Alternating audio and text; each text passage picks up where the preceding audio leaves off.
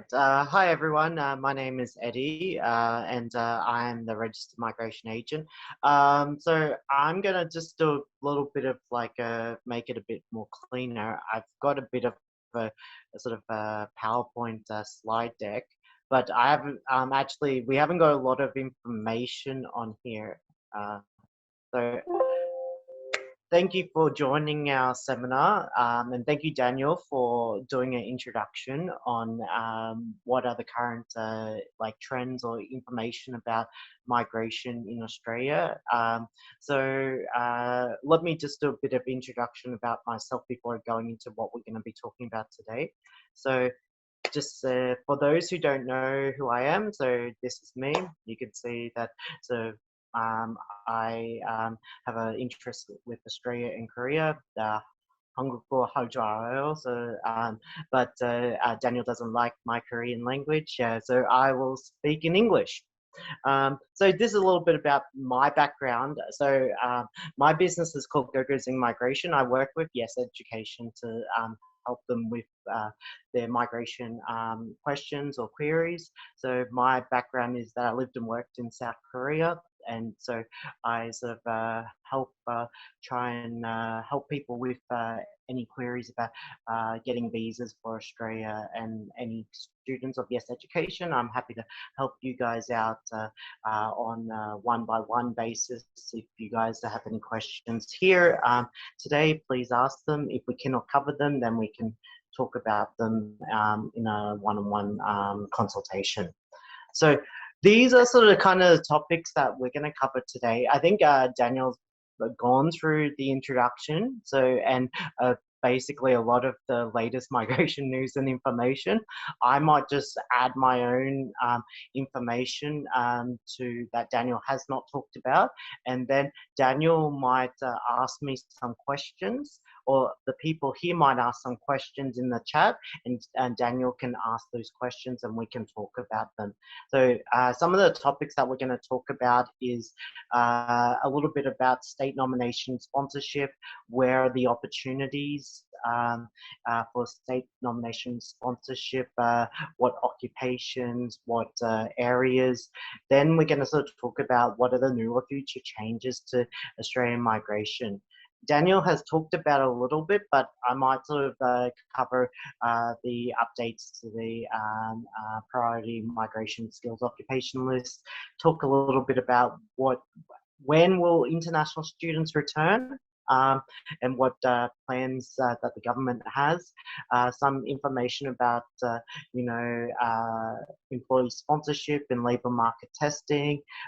If you are in an occupation that is not on medium long-term skills list, some pathways for permanent residency, and for a lot of people here, especially if you're Korean, 영어 힘들면, what are some exemptions or some new things that are coming into the pipeline with the English language, and then we can do question and answers afterwards.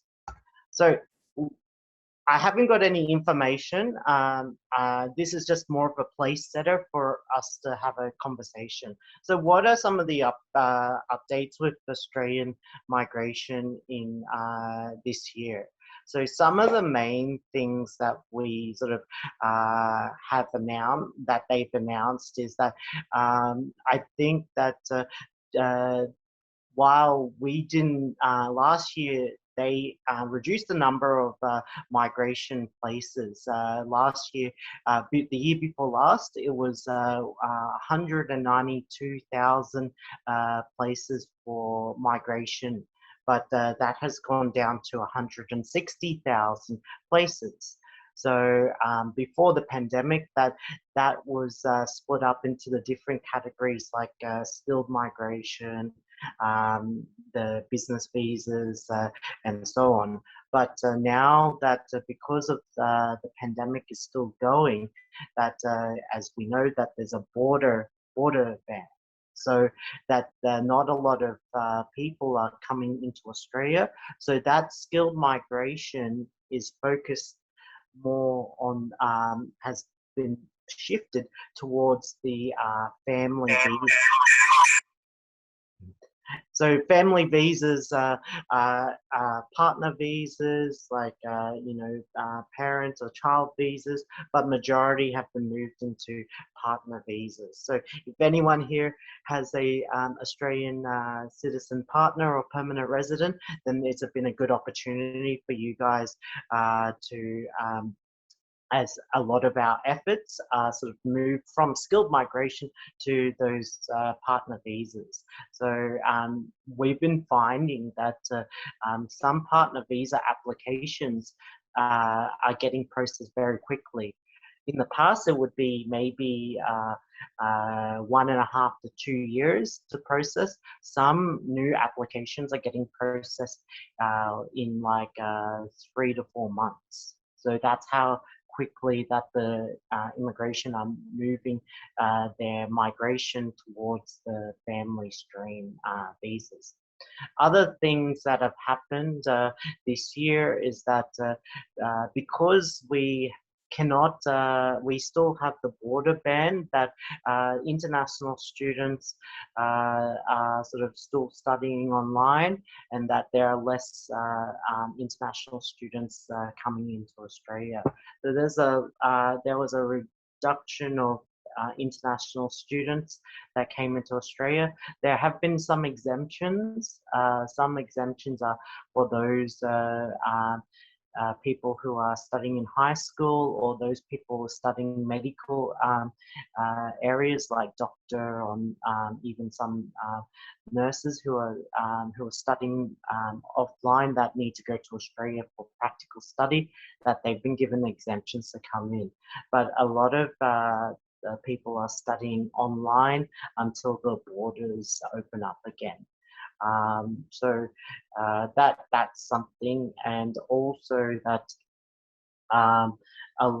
because of what's going on with the vaccine rollout here and with the pandemic, that they're looking at not opening up the borders until middle next year.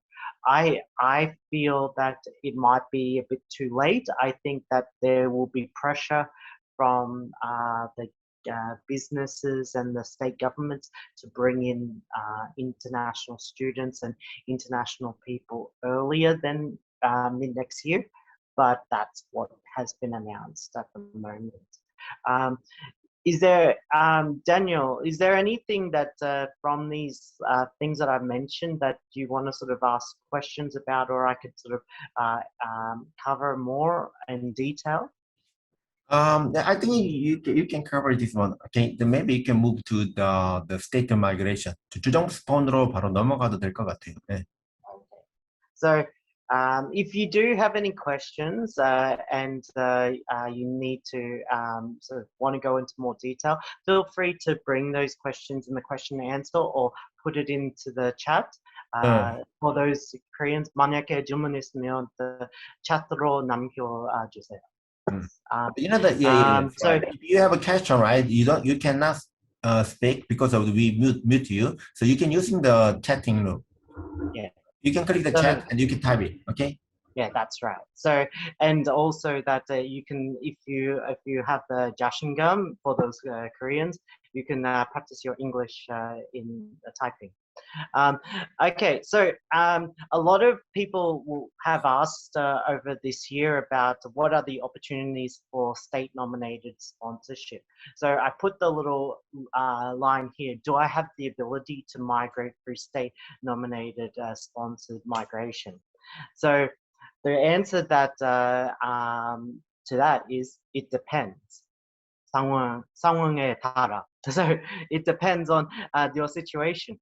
So a lot of people, because of the pandemic, that there has, and what Daniel talked about before, that there's been a focus on those occupations that are going to help with the fight against COVID-19 and the recovering economy post pandemic. So in the beginning, a lot of the state the nomination would be related to critical service industries.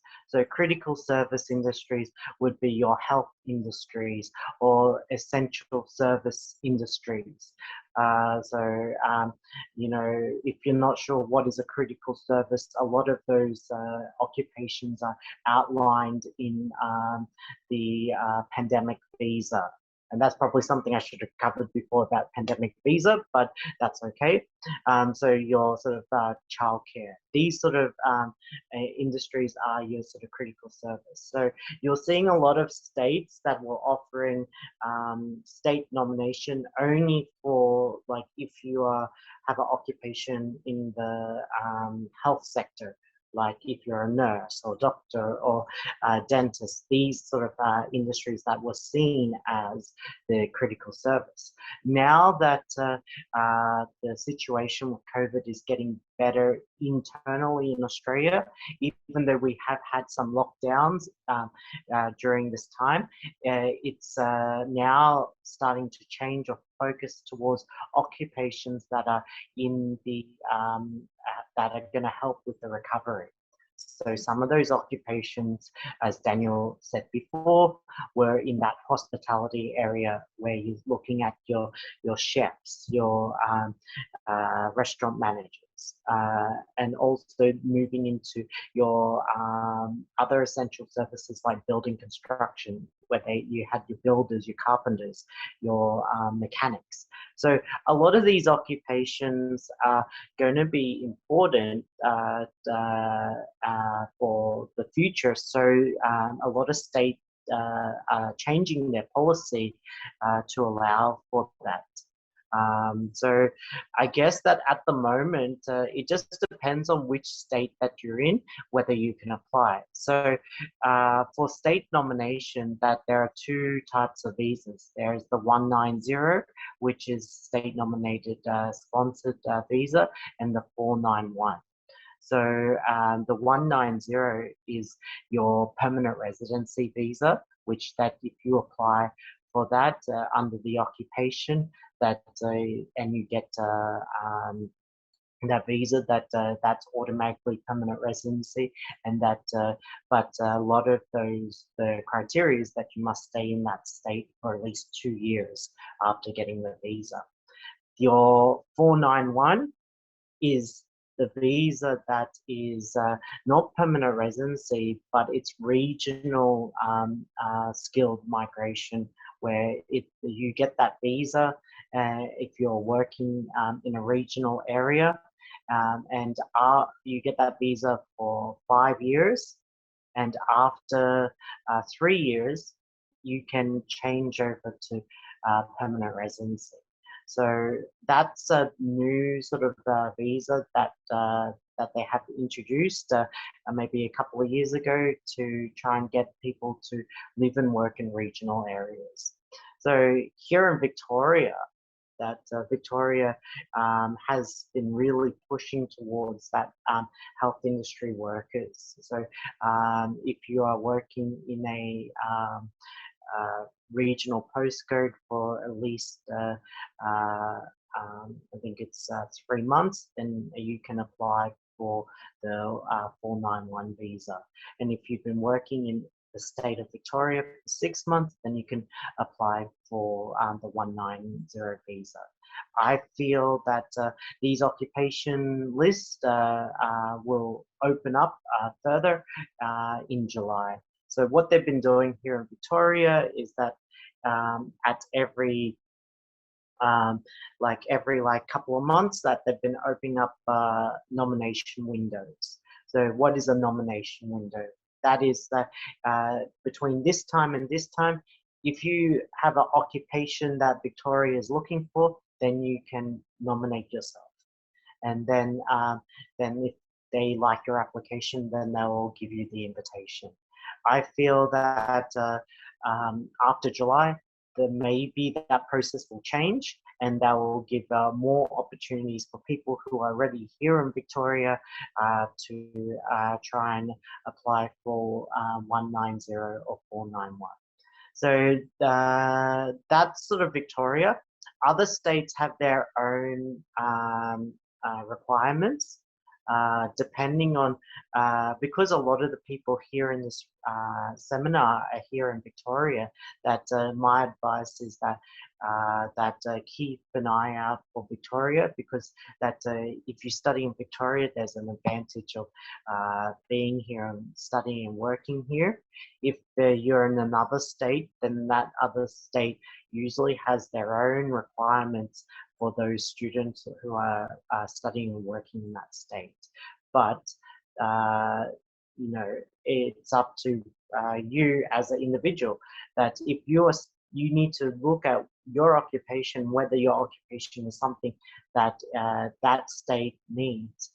Each state has their own occupation list, and depending on that state's need, they will need maybe, for example, Victoria, we have a big hospitality industry, so we might need more chefs in the future. That might mean that the requirements to do the 190 criteria could be easier than another state that doesn't need as many chefs. Same with other occupations. So that's something that is an advantage of being here in Victoria or Melbourne already.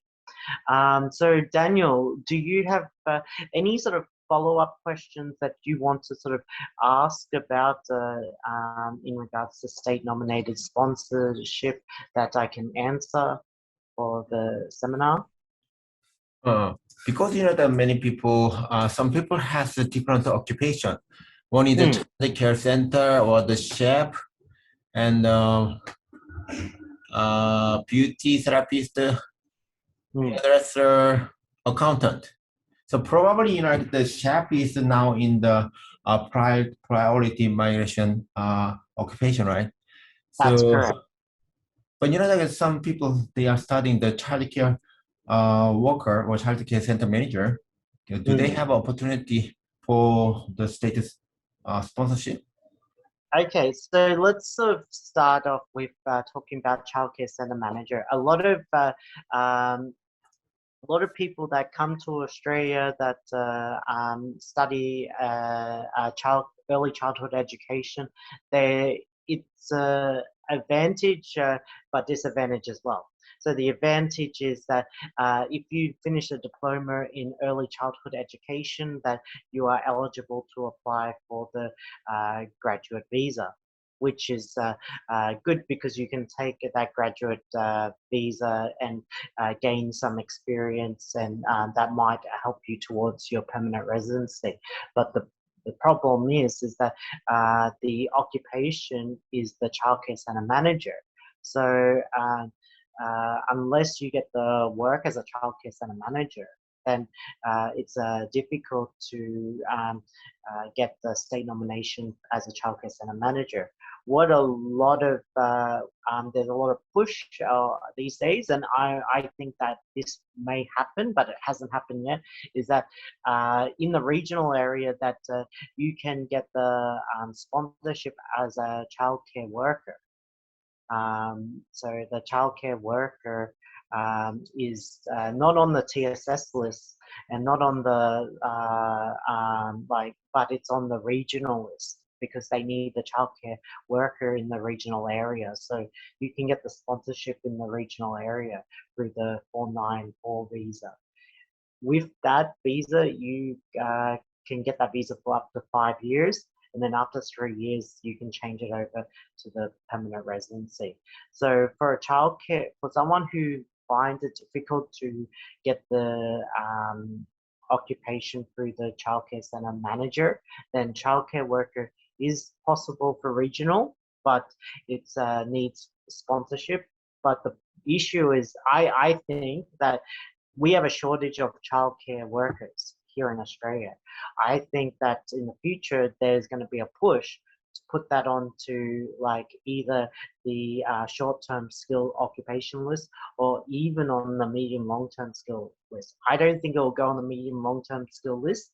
I think it'll go on the short-term list in the future. And you never know that there could be opportunities for those people who are childcare workers for more pathways for PR I don't know if that answered that question. Okay, then how about some people working in the regional area, some people work in the city.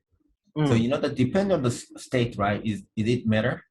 Yes, so it does depend on the state. So for those people who are here in Melbourne, Melbourne is our second biggest city in Australia. So we are not, Melbourne is not seen as a regional area.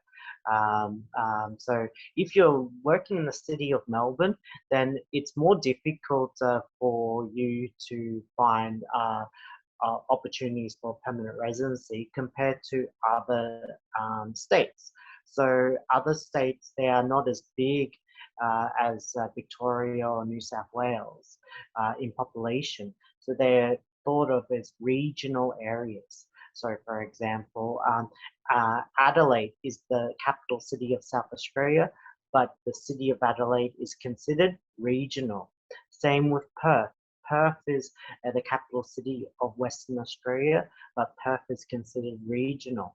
Last year, Perth and Gold Coast, so Gold Coast, which has maybe 900,000 people living there, was considered regional again. So it does depend on the state whether that city is considered a regional or not. So Melbourne is not considered regional. And then why the Queensland is so difficult to get the state sponsorship? There are there's several factors why Queensland is difficult. I guess that the first thing is that Queensland may not have the same population as New South Wales or Victoria, but it is big in size. It's second biggest, I think, to Western Australia. So because it is so big, it's difficult to sort of control. So what people who are in Queensland find it difficult to get the state nomination because it's like because the land is so big that if you go to Cairns, the environment, the needs of Cairns is going to be different to Brisbane, different to Gold Coast, different to Sunshine Coast, different to Mackay. So because the needs in each area are different, that's why it's so difficult to get the invitation for Queensland because of the criteria is so diverse. And also compared to Victoria, it's probably less multicultural, so they sort of don't have the systems in place to help support all those people coming into those regional areas. So I think that's why Queensland is difficult. Maybe Daniel, you have some opinion about Queensland? And according to the ABS, right, Australian Bureau of Statistics, during the COVID-19, what happened? Because of the border is closed, right? International border is closed. But how about the interstate? According to the ABS, right, what they said, most of the people from New South Wales and Victoria moved to the Queensland. And then so almost 9,000 people per month, they moved to the Queensland. So what this means, Queensland has enough source of the coming the people from the other state. And then the most are the permanent residency or Australian. So it is not difficult to find the employee in Queensland. So Queensland state, if there are lots of people coming to the Queensland, and that they don't have to attract overseas migrant. Okay, and then so now you can see lots of the news about the house prices increasing and the land is difficult to find in Queensland. So that is one of the reasons why Queensland are not happy or not easy to get the state sponsorship. I think I want to add my thoughts on that. I'm actually from Queensland. That's my kohang. So my thoughts are a little bit the similar. That for a long time that Queensland was seen as like where a lot of people from Sydney or Melbourne would come up to migrate for like their family or for retirement. I think the biggest issue is that a lot of those people that are coming up, they go to Brisbane because they want the facilities like hospitals, schools, and everything like that. So because those people are coming from Melbourne or Sydney, that the local like Australian domestic people, that they are sort of Daniel is saying is right, that they are there's no sort of shortage of workers there. I think the issue is that you know, they haven't got the systems to attract them into the areas that they need the workers. So for example, that what Queensland has introduced in recent times is the Dharma program for the northern Queensland area, where it's just trying to push migrants to go to Cairns. But the issue with that is that, as Daniel is saying, that Cairns industry is, you know, their money comes from the tourism, and because the borders are shut, then there's no jobs for those people to migrate to. So it's difficult for to justify, oh, we're going to sponsor all these people for this area if there is no tourists coming in for those people to serve. However, that something I disagree with Daniel with is that I think there are jobs, a lot of jobs in Queensland, but not in the areas that people want to go to, and that's the issue. So if there's better systems for people to go to get to where the jobs are, or if there's more push towards the getting permanent residency in those areas, I think that would make it better. But I think sometimes the problem with Australia is that each state has their own policies. So there's no one policy. So sometimes it's very difficult to follow. That's why this is our job. Our job is to read the information and to tell you which is the best way. Any other thoughts, Daniel? You know, that's one student they ask about the question about general question is what is the difference independent skill migration visa and state sponsorship, state nominated sponsor visa? What is the difference? That's fine. So there. When we talk about when we talk about state-nominated sponsored visa, we're talking about skilled migration. So 기술 이민 for those Koreans in the room. So when we're talking about independent and state-nominated, so one is a visa that is given by that state or territory. The other one is independent, is through your own skills that you have. So if you think about the Koreans in the room, if you think about it in Korean language, 주정부 sponsor or 독립 기술인민. So the words are self-explanatory. So 주정부. So for that state gives you likes your skills and wants you to stay in that state, so they sponsor your skilled migration. So you need to have at least for both categories, you need to have at least 65 points or above. You need to have a occupation that is on either that state's occupation list or on the medium long-term skills list. And you need to have the IELTS 6 in each band.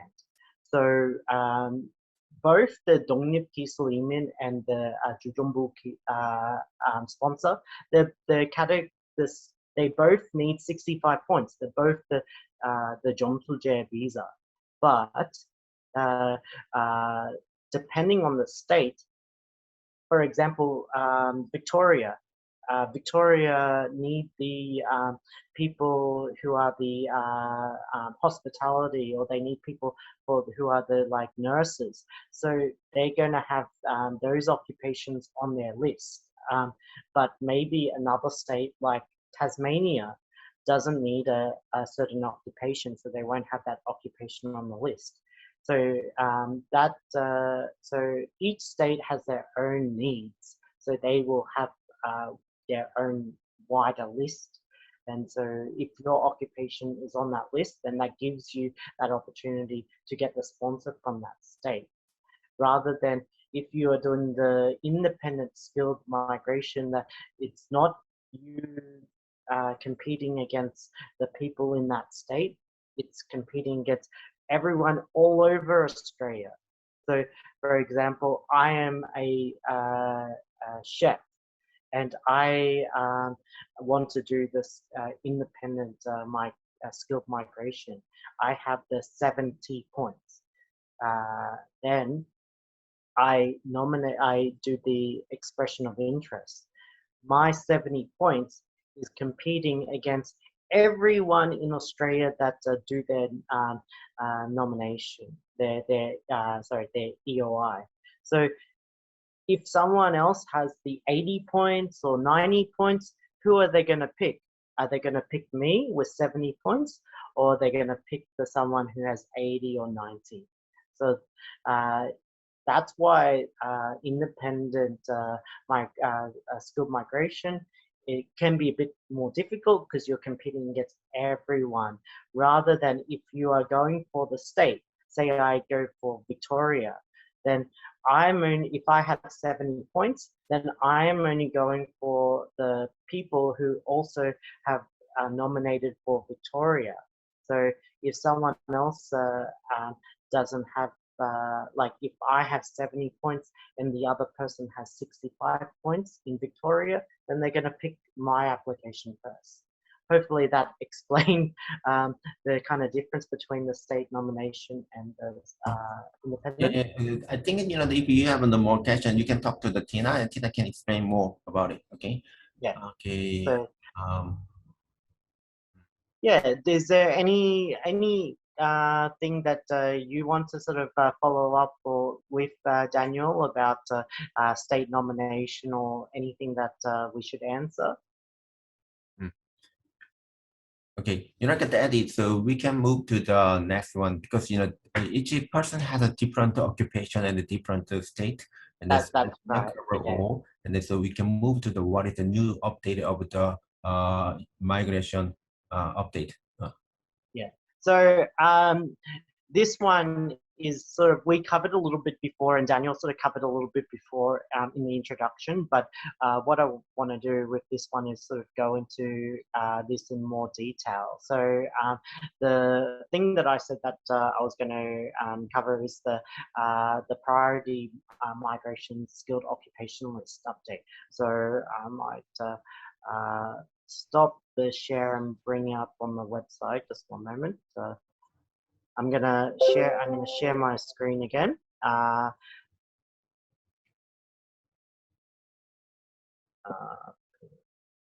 So this only got updated recently, and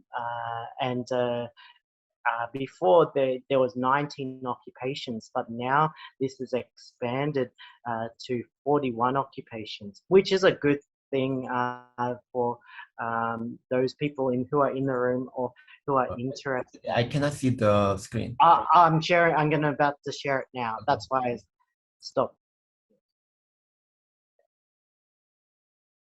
So this is the list that has been expanded. So all the ones with the star is the ones that just got added 2 days ago. So for those, some people who are in the room, some people are studying accounting. So for those people who are studying accounting, that's good news for you guys. But I think that I'll go through some of the other things Daniel talked about before, that in the recommendations in March that they talked about veterinarian, talked about the chef. So the chef was the big surprise for everyone. We were also shocked that they added chef on here. But when at the same time, we could anticipate from what the report or recommendations in March. So what does that mean? So this can be a bit of, the news here can be a bit misleading, because what does priority migration skills occupation list mean? So I guess that this is the list of occupations that the government has thought that are the occupations that we need for the recovery, the Australian recovery post-pandemic. Or these are the occupations that, that are going to help with that. I think that why it's a bit misleading, because, a lot of people here are studying cookery and they think, oh, that means that I can get the PR very quickly. And actually that it's more complicated than that. And same with the accountants here, that people think, oh, that means I'm going to get the PR easier because it's on the PMSOL list, but it's a bit misleading. So what is this list purpose for? So it's a list that helps, to fill some shortages in the industry. So at the moment, there is a border ban with people coming to Australia. There are only a few occupations that, or a few reasons why people can enter Australia. One of those reasons are that if you have a skill or you are sponsored with an occupation that is going to help with the Australian economic recovery, then we need you in Australia. So we offer you an exemption to enter Australia. So this PMSOL list sort of is mainly for those people who are being sponsored. So as you can see here, and I got my little thing, we've got our different visas that it's looking at. So we're looking at TSS visa, and we're looking at 494 visas and 186 visas, and those people who are eligible, the 187 former RSMS visa. So if you are in Australia at the moment and you have a sponsor and you go through the sponsorship, having an occupation on the PMSOL list can be beneficial for you. But if you are looking to go through the regional state nomination or through the independent skilled migration, that doesn't necessarily mean that you're going to get priority. That some states are sort of basing their state nomination policy off this list, but not all are. So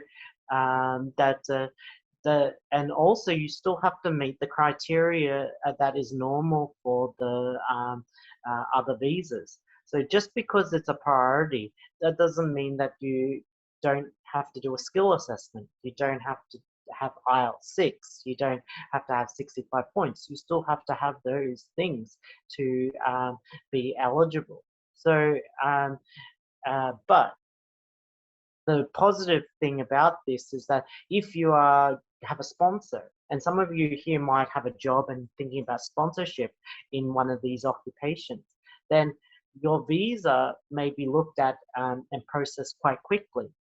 And depending on your purpose, that might be a good thing or a bad thing. But if you are seen as someone that is an important person, then that might help towards you getting your visa quite quickly. So that's probably what this list is sort of.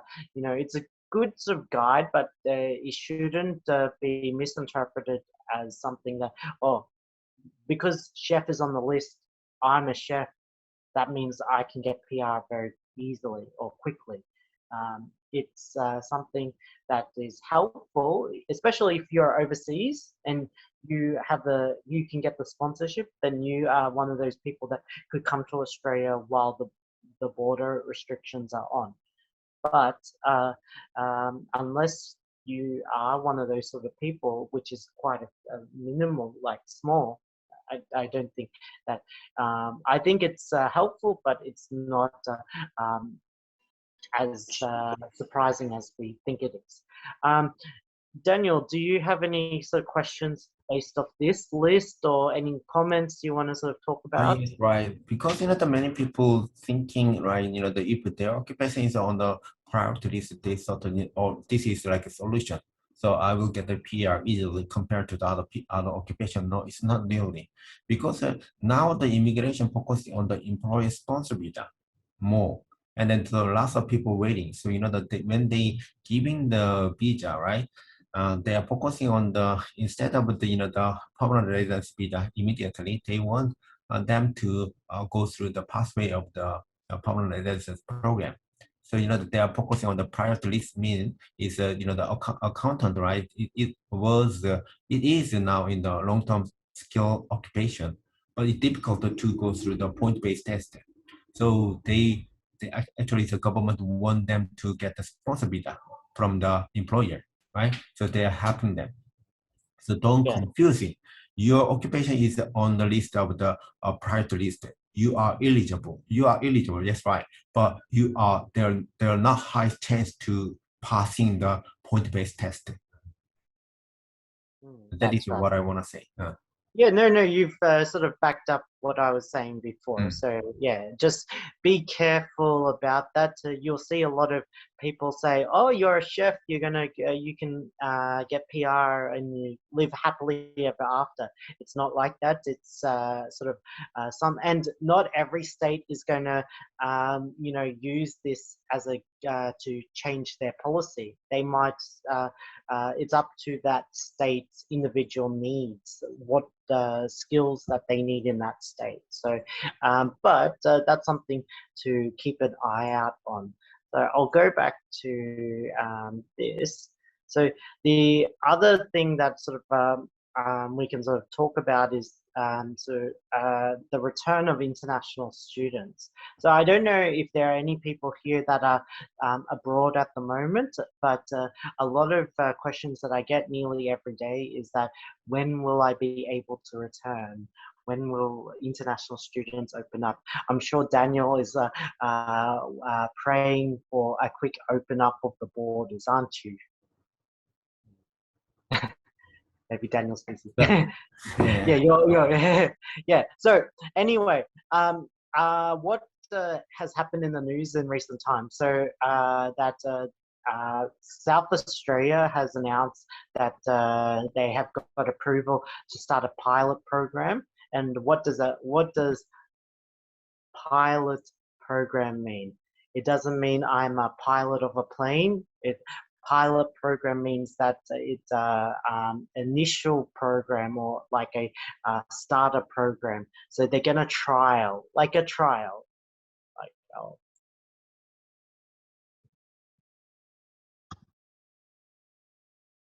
Like a trial program. So like what they're going to do in South Australia is that they are going to bring in international students who are studying at universities in South Australia, and they are going to bring them in and they're going to be quarantined near a former air base.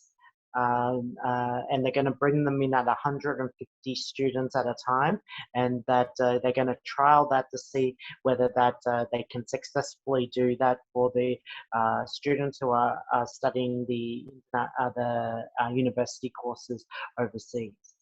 So I think that that's a good start. They wanted to try and do that at the end of last year or earlier this year, but due to the problems with some of the outbreaks that they couldn't do that. But I think that now that there's more and more states and territories that are really pushing the government for this. So if that is successful, that might move into, not only the university students, but maybe students who are studying in maybe on those occupations that are on the priority list. That's where I probably see that the plan might go to. Another one that besides South Australia, New South Wales as well. New South Wales have made a proposal to the Australian government where they want to bring in the international students and they want to put them into the student university accommodation for their quarantine. I think that's something that if the South Australian model works well, then it could be given some opportunities for people who are in other states. Victoria has a similar proposal to New South Wales, putting them into the student accommodation, but we don't know yet. I think that hopefully that in the second half of this year, that if some of these trials are successful, that we will start seeing more and more international students. But I feel that maybe that won't happen until the late this year, or even maybe start next year. That is probably where more international students might be allowed in. And I think that where they're looking at is also vaccine passports. So students who have been fully vaccinated overseas might get that opportunity to come to Australia. That's where I'm hoping that it goes to, but we just don't know. But that's what has been announced, and so fingers crossed that things go well. Daniel, do you have anything that you want to add or want to ask about the pilot program for international students? Depend on the state, right? South Australia, they announced it, and then also some university, they already send the email, public email to the student. We are happy to, you can return the one when we're ready. But New South Wales already got approval as well. But some school, they didn't send it publicly to the student, so they just waiting until they already know what number they can choose it. And then how, but they don't know when. Yeah. Okay. The New South Wales they proposed the dormitory, and it was inspected by the government and the police. They already know. But the Victoria is a little bit different. Victoria proposed the dormitory some system, but the government reject. Government proposed Avalon Airport. So the government paid money to build the quarantine system for the international students. So it takes time to finish. That's right. So maybe they start to build it. Maybe it takes 1 or 2 months, and then after that, maybe the Victoria government will announce it. Okay. I think it'll take more than 1 or 2 months. Yeah, I think. It depends on. If the best case scenario that they can take 1 or 2 months, that would be great for the Victorian education for the international students.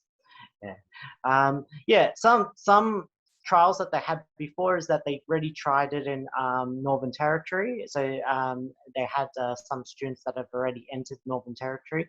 And funny that you mentioned about the emails.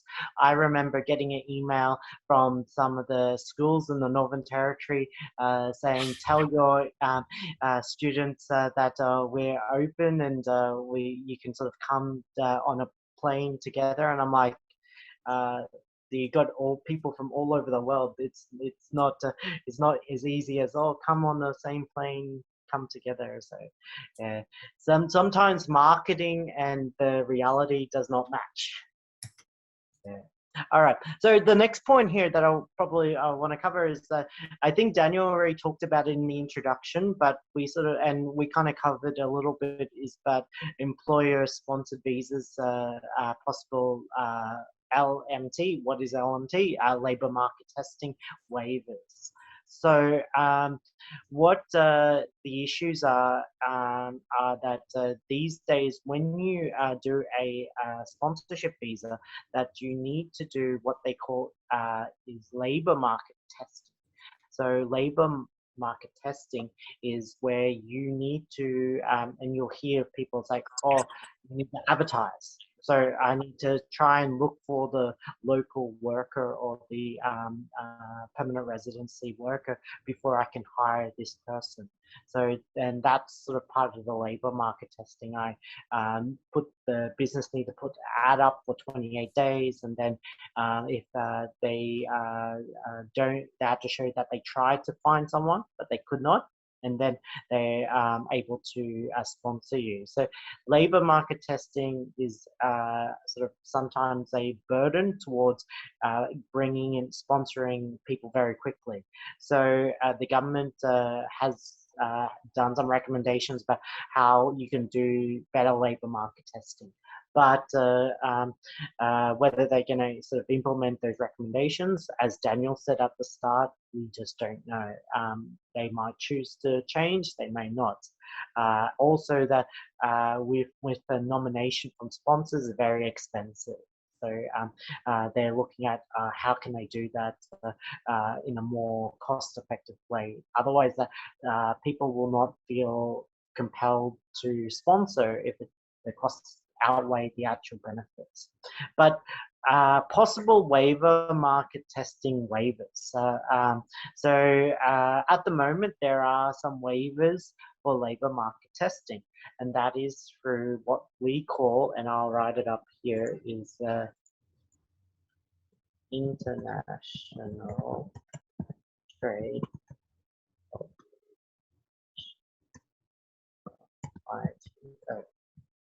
So international trade obligation. So what is an international trade obligation?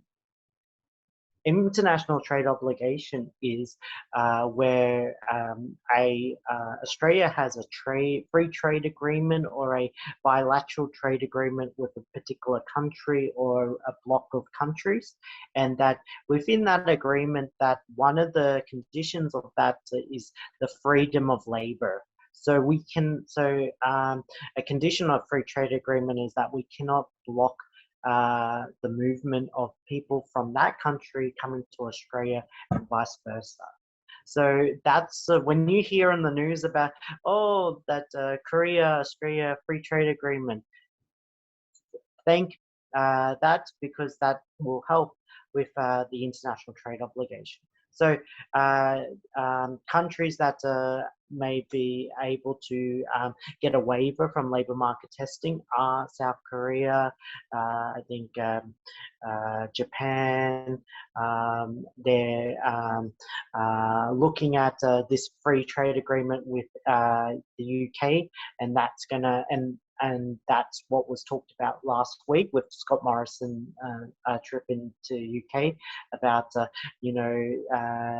introducing like the international trade obligation, but also stopping them from having to do the farm work for their working holiday visas, these sort of things, which will have an effect over other visa categories that may come up. So for example, they're talking about the agriculture visa, which may come up.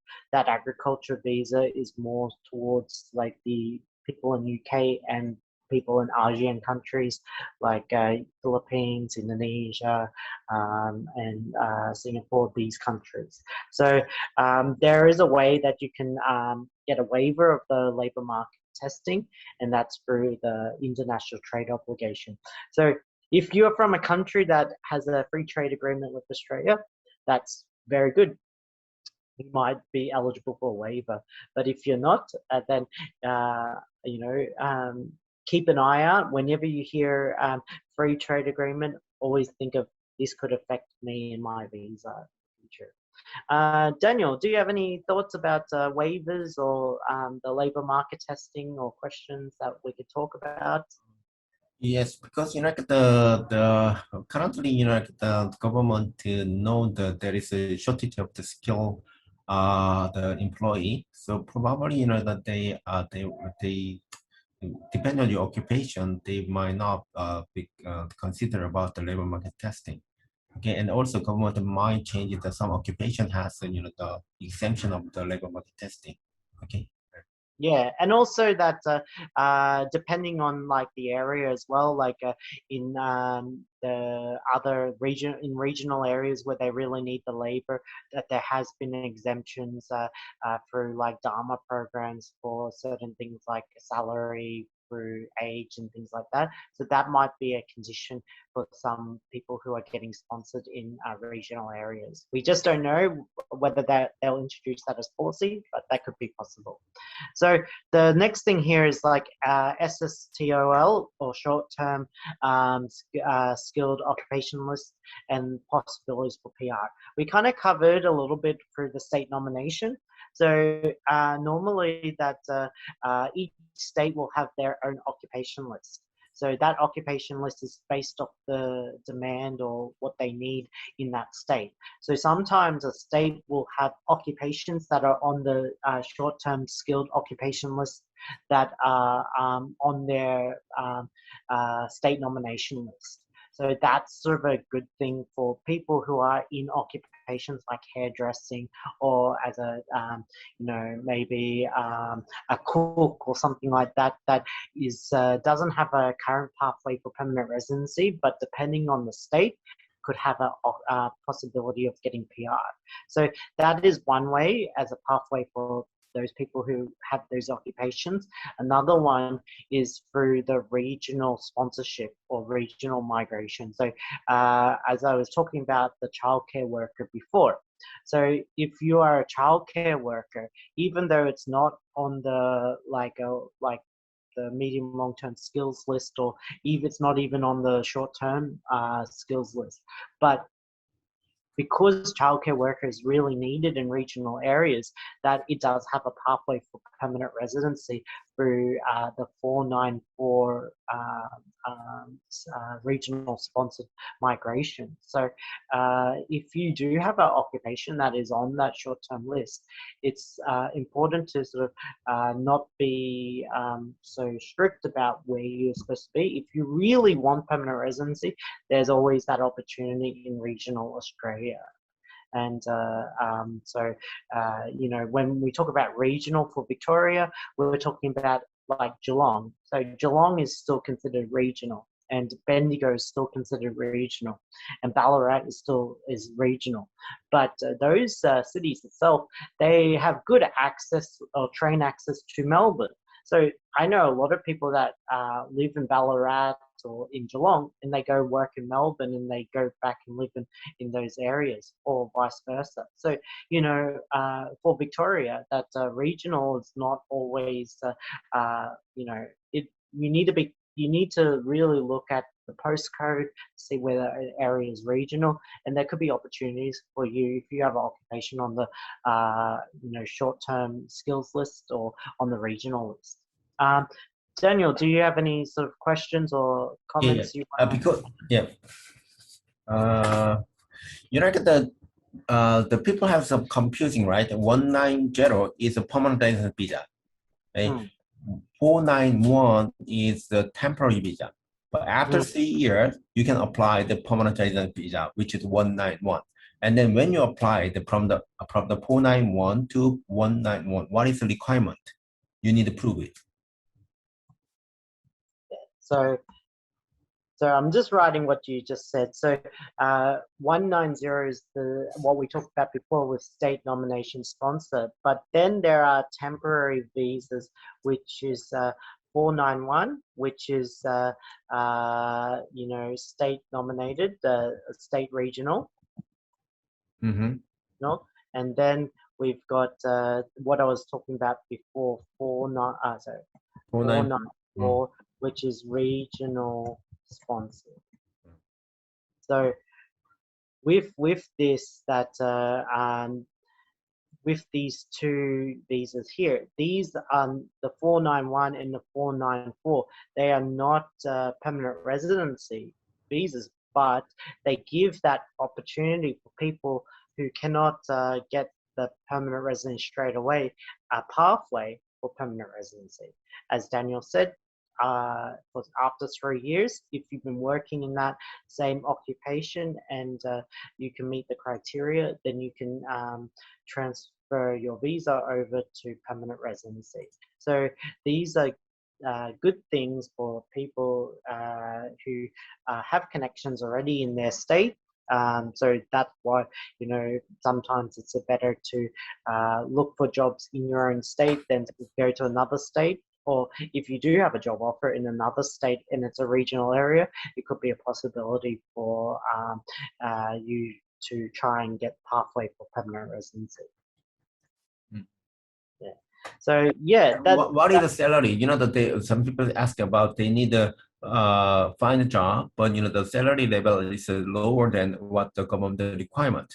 So then even they have a 3 years work experience during the with the 491, and then can they apply the 190 permanent residence visa after that? What So the, you've got to, yes, you've got a good point. So salary is very important. Salary, there is a minimum salary that the person needs to earn, and I think it's 39,900 or 90 or something like that. Let's say rounded off to 54,000. So that that person needs to be earning that salary or above to be able to go. But also that another consideration is that whether that, even though you might be earning over that salary, what occupation that you're doing. So that you sort of doing is your salary sort of the average like market salary. That's something you need to consider as well. But it needs to be at least over 54,000 over those 3 years. Otherwise, you may not meet the eligibility criteria. But as I said before, that you know, you never know that with this labour market testing and these other requirements, they may introduce exemptions in the future. But as of now, the policy is that you need to have over the 54,000 or the average market salary for that occupation. Daniel, do you have any thing that you want to add about this area or questions related to this? Now it's already, you know, the 4:15, so you know I think we need to summarize it. So you know there are many changes will come soon, right? But you know now it's almost end of the June. But you know the first week of the July there will be more news, and then we will using our blog or Cafe or the YouTube or the the other Facebook. We will let you know, and also we will prepare another seminar, immigration seminar for the next month. So then you can have the more questions. And if you cannot find the answer through today's seminar, you can talk to the Tina, and we can make an individual the seminar meeting for you. Okay. Thank you for your participation for today. Okay. Yeah, no worries. Thank you for coming and listening to our presentation today. Thank you, Daniel, for inviting me, and hope that you guys can contact us again and we can help you out.